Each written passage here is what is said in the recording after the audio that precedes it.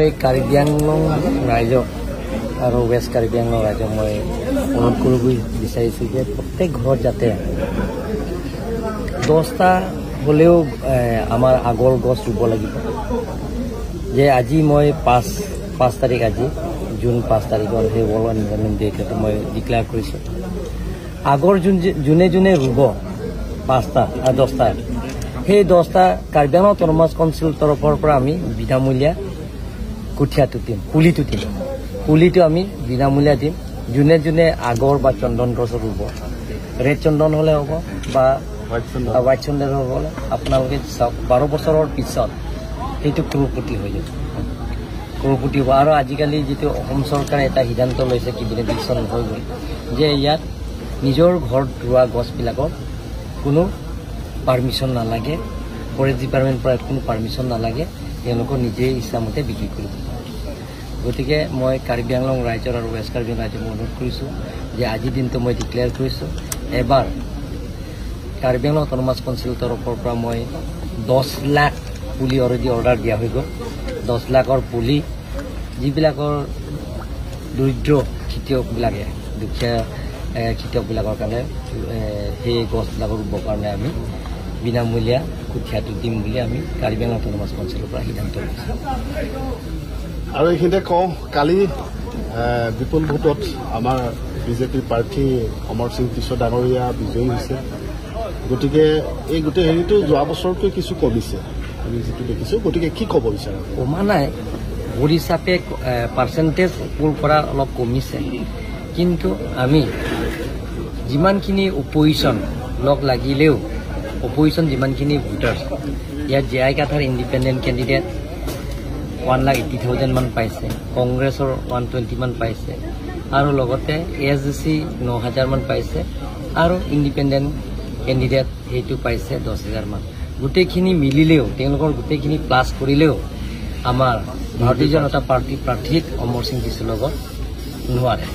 গতিকে কাৰ্বি আংলং আৰু ডিমা হাছাও আৰু ৱেষ্ট কাৰ্বি আংলং ৰাইজক মই ধন্যবাদ দিছোঁ যে নৰেন্দ্ৰ মোদী তৃতীয়বাৰৰ কাৰণে প্ৰধানমন্ত্ৰী বনোৱা স্বাৰ্থত যিটো ৰাইজে আমাক আশীৰ্বাদ দিছে, অমৰ সিং টিছক সহায়িতা কৰিছে, তাৰ কাৰণে মই ধন্যবাদ দিছোঁ।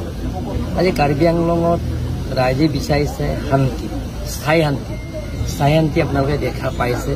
কাৰ্বি আংলং আৰু ডিমা হাছাও যিমানখিনি উগ্ৰপন্থী আছে, নৰেন্দ্ৰ মোদী ডাঙৰীয়াৰ নেতৃত্বত ডক্টৰ হিমন্ত বিশ্ব শৰ্মাৰ চেষ্টাৰ ফলত স্থায়ী শান্তি আনিলে আৰু শান্তি চুক্তি কৰা হৈছে।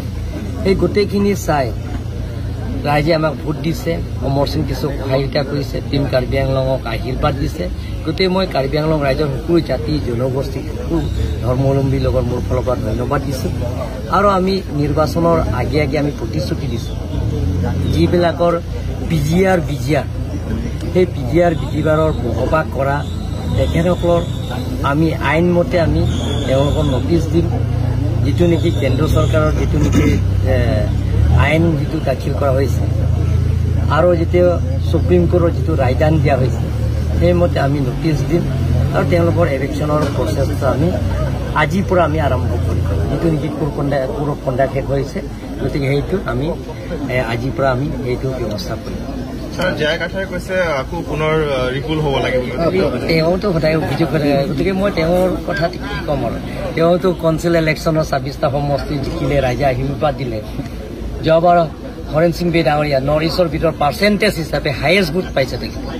কাৰ্বি আংলং আৰু ডিমা হাছাও ৰাইজে তেখেতক আশীৰ্বাদ দিলে নৰ্থ ইষ্টৰ ভিতৰত। তেতিয়াও তেখেতে যে ব্লুটুথ পৰা ট্ৰেন্সফাৰ কৰিছে বুলি নেক্সট দিনত তেখেতে প্ৰেছ মিট দিছে। EVM-ৰ মেচিন ব্লুটুথ পৰা ট্ৰেন্সফাৰ কৰিব পাৰিব নেকি? ৰাইজৰ ভোটৰ ট্ৰেন্সফাৰ কৰিব পাৰিব নেকি? আৰু যোৱাবাৰ কাৰ্বি আংলঙত 26টা সমষ্টিৰ বিজেপি দখলত আছে, চবে ৰাইজে আশীৰ্বাদ দিছে, সহায়িতা কৰিছে, তেতিয়া কৈছে ৰি-ইলেকশ্যন বুলি কৈছে। আৰু এইটোতো ৰি-ইলেকশ্যনৰ বস্তুটো ইলেকশ্যন কমিশ্যনে কণ্ডাক্ট কৰিছে। আৰু পোন প্ৰথমবাৰ কাৰ্বি আংলং এটা ইতিহাস, ৰাজনীতিৰ ইতিহাস, যে আমাক শপত গ্ৰহণ যেতিয়া হৈছে যে অনাৰেবল গভৰ্ণৰ আৰু অনাৰেবল চিফ মিনিষ্টাৰৰ আগতে আমি শপত লৈছোঁ। শপত লোৱাৰ পিছত চেয়াৰমেন আমি আনকণ্টেষ্টত চিলেকশ্যন হৈছোঁ, কোনো কণ্টেষ্ট কৰা নাই।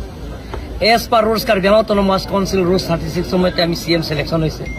সেই চিলেকশ্যন মোকে মানে চিলেকশ্যন হৈ গ'ল আনকণ্টেষ্টত মই CM হ'লোঁ CM হোৱাৰ পিছত EM বিলাক মই বিতৰণ কৰিলোঁ ডিপাৰ্টমেণ্ট দিয়াৰ পিছত আকৌ ৰি-ইলেকশ্যন গতিকে সেইটো ৰাইজক অপপ্ৰচাৰ সমালোচনা তেওঁ ৰাজনীতিক ষড়যন্ত্ৰ তেওঁ যেনে ৰাজনীতিক ইটো নেকি তেওঁ লাভ কৰিব পৰা নাই তেওঁ যিটো নেকি মনোসজাৰ কথা কৈছে এইটো গতিকে সেইবিলাক কথা কাৰ্বি আংলং আৰু ৱেষ্ট কাৰ্বি আংলং ডিমা হাছাওৰ ৰাইজে বিশ্বাস নকৰে আৰু তেওঁ কিমানবাৰ মানুহক ঠকিব কেতিয়াবা 62 কয় কেতিয়াবা পেৰাগ্ৰাফ 2 সাবপেৰাগ্ৰাফ 7 কথা কয় কেতিয়াবা পেৰাগ্ৰাফ 20 কথা কয় কেতিয়াবা ৰি-ইলেকশ্যনৰ কথা কয় কেতিয়াবা পঞ্চায়তত ইলেকশ্যন ইয়াত কাৰ্বি আংলঙৰ গোটেইখিনি পাৱাৰটো অসম চৰকাৰে লৈছে বুলি অসম চৰকাৰে লৈছে আমাৰ অসম চৰকাৰে পাৱাৰবিলাক দি আছে বাজেট প্ৰিপাৰেশ্যনৰ পাৱাৰ আমাক দিলে অসমত যিটো নেকি ডিলিমিনেশ্যন হৈছে আমাৰ আন্দোলন নকৰাকৈ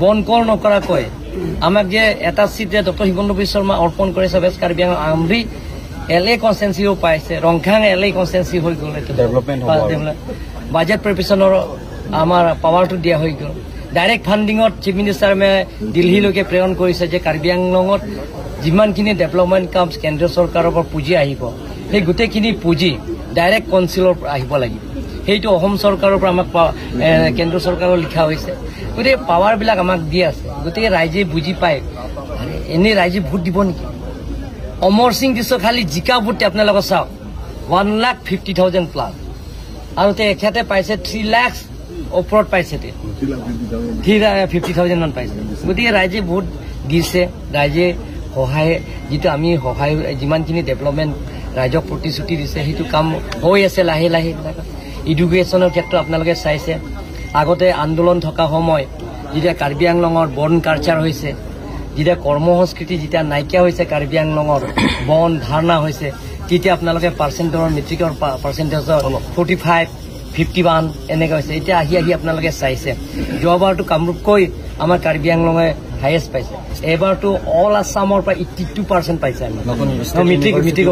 মেট্ৰিকৰ পাছ কৰা পাৰ্চেণ্টেজ 82 পাইছে 0.46 ৱেষ্ট কাৰ্বি আংলং 78% পাইছে অসমৰ ভিতৰত আমাৰ পজিশ্যন পাইছে ইয়াতে কাৰ্বি আংলঙৰ মেট্ৰিকৰ পাছ কৰা গতিকে শিক্ষা ক্ষেত্ৰত লাহে লাহে আগবাঢ়ি আছে ডেভেলপমেণ্টৰ কামবিলাকৰ আগবাঢ়িছে আপোনালোকে দেখা পাব আৰু 2 বছৰৰ বহুত পৰিৱৰ্তন আপোনালোকে দেখা পাব নিৰ্বাচন সময় যিবিলাকৰ আমাৰ সাংসদ হৰেণ সিং বে ডাঙৰীয়া আৰু কেণ্ডিডেট আৰু আমাৰ সন্মানীয় বিধায়কসকলৰ একেলগে আমি টিম হিচাপে গৈছিলোঁ ৰাইজৰ ওচৰত যিটো প্ৰতিশ্ৰুতি দিয়ে সেই গোটেইখিনি প্ৰতিশ্ৰুতি আমি আখৰে আখৰে পালন কৰিম ৰাইজৰ ওচৰত যাম আৰু সেই 2 বছৰ আপোনালোকে বহুত পৰিৱৰ্তন দেখা পাব